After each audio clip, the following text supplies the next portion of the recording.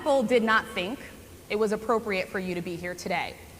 You have pushed false claims about some of your rivals, from Nikki Haley to former President Barack Obama, saying that they were not born in the United States, which is not true. You have told 4 congresswomen of color who were American citizens to go back to where they came from. You have used words like animal and rabid to describe black district attorneys. You've attacked black journalists, calling them a loser, saying the questions that they ask are, quote, stupid and racist. You've had dinner with a white supremacist at your Mar-a-Lago resort. So my question, sir, now that you are asking black supporters to vote for you, why should black voters trust you after you have used language like that?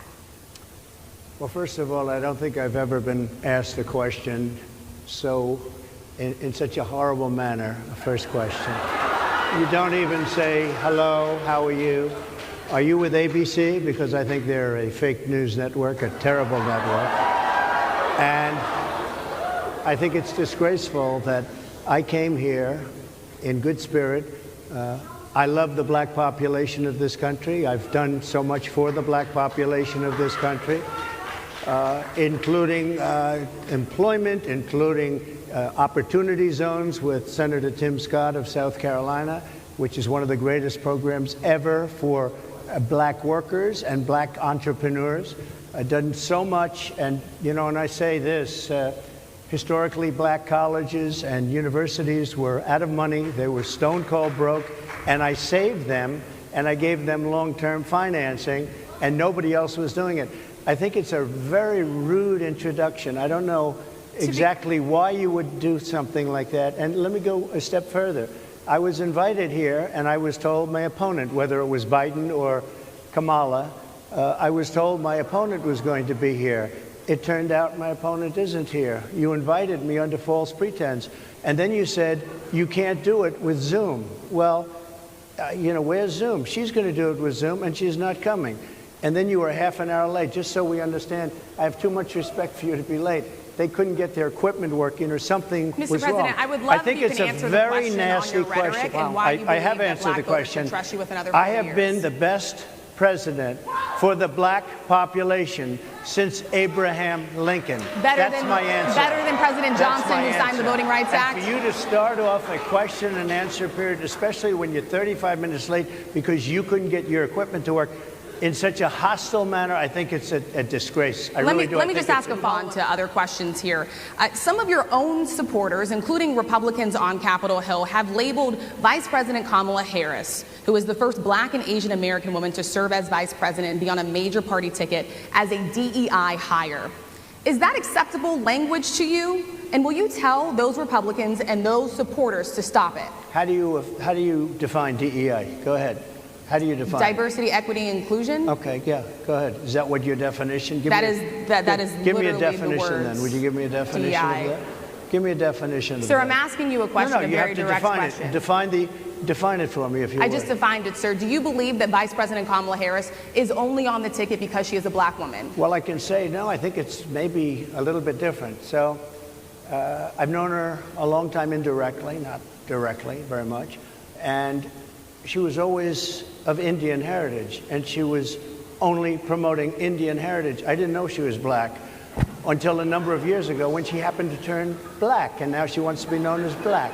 So I don't know, is she Indian or is she black? She is always identified as a black woman. She went to a historically black college. I respect either one, but she obviously doesn't, because she was Indian all the way, and then all of a sudden she made a turn, and she became a black person. Just to be clear, sir, do you believe that I think somebody should look into that too when you continue in a very hostile, nasty tone. It's a direct question, sir. Do you believe that Vice President Kamala Harris is a DEI hire, as some Republicans have said? I mean, I really don't know. Could be. There are some, and there are. We had a great interview, I think, and I heard you got very good ratings on that. Well, you told me it was the longest one of your life, so we had a good discussion.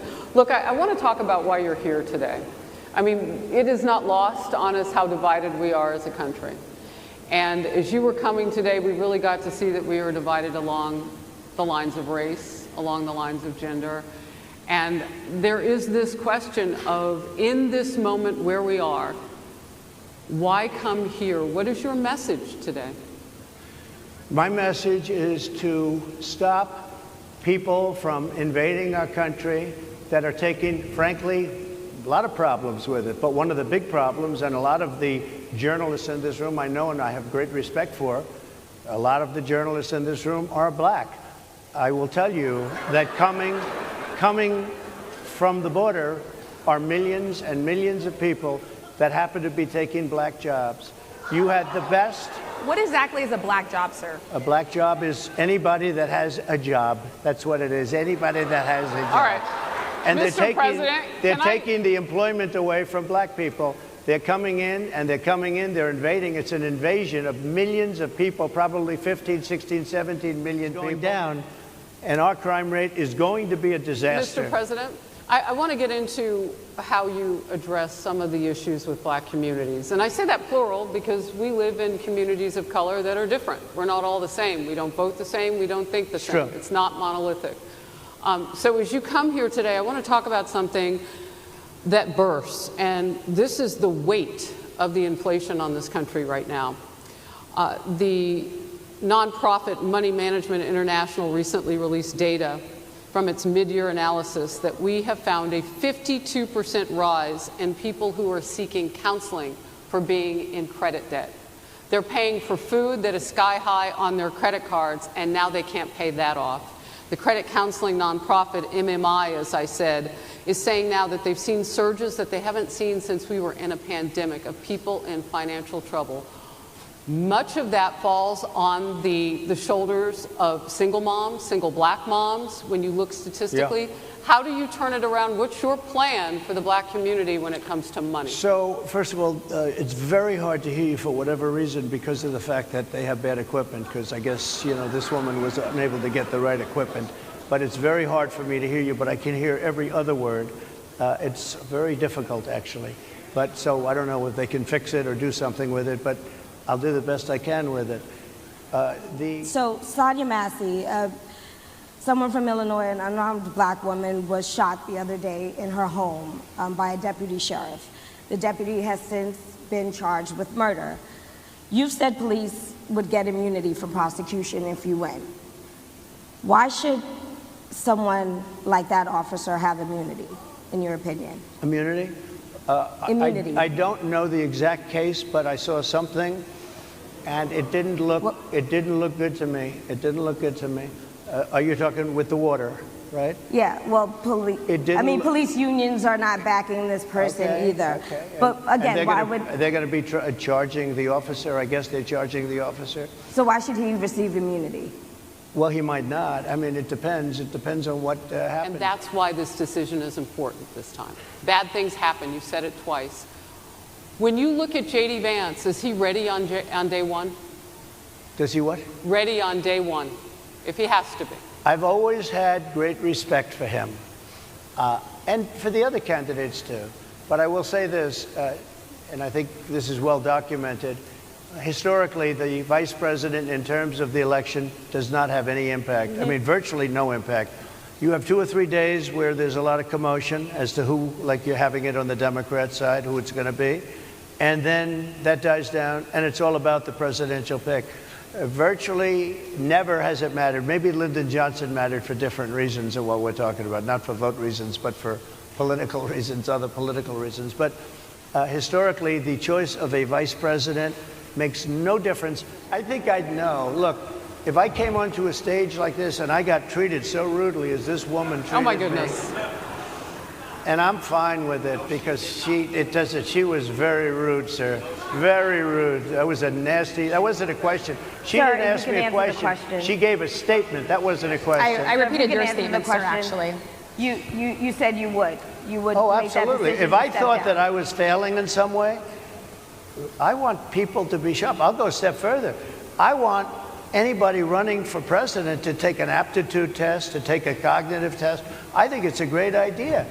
And I took 2 of them, and I aced them. Well, I took 2 of them. But let me ask you. Yeah. I would like to have, what's going to happen to those people? What's going to happen to the people in Portland that destroyed that city? But, sir, my question is on those. What's going to happen to my the people question is that on tried those to rioters who assaulted officers. You have to ask, would you pardon what's those going to people? happen? Oh, absolutely, I would. You would pardon those? If they're innocent, I would pardon them. They've been convicted. And by the way, the Supreme Court just well, They were convicted by a very tough system. How come the people that tried to burn down Minneapolis, how come the people that took over a large percentage of Seattle, how come nothing happened to them? How come the people sir, we're talking about people that were seen beating officers with flagpoles, dragging them down the stairs. They're on video. Have you seen that video, sir? Oh, really? Well, they would pardon those rioters? They shot a young lady in the face who was protesting. They shot her in the face. You know, nobody died that day. You do know that. But people died in Seattle. Nobody died, but people died in Minneapolis. You know people died at taking your jobs. These people coming in are taking your jobs. Project 2025. I think we have to leave it there by the Trump team. All right. So leave it. That is the last word. Thank you so much, Mr. Trump, for coming today and joining us. Well, thank you very much. They've been telling us. Thank you. Thank you, everybody, very much. Great honor. Thank you, Mr. President. Thank you.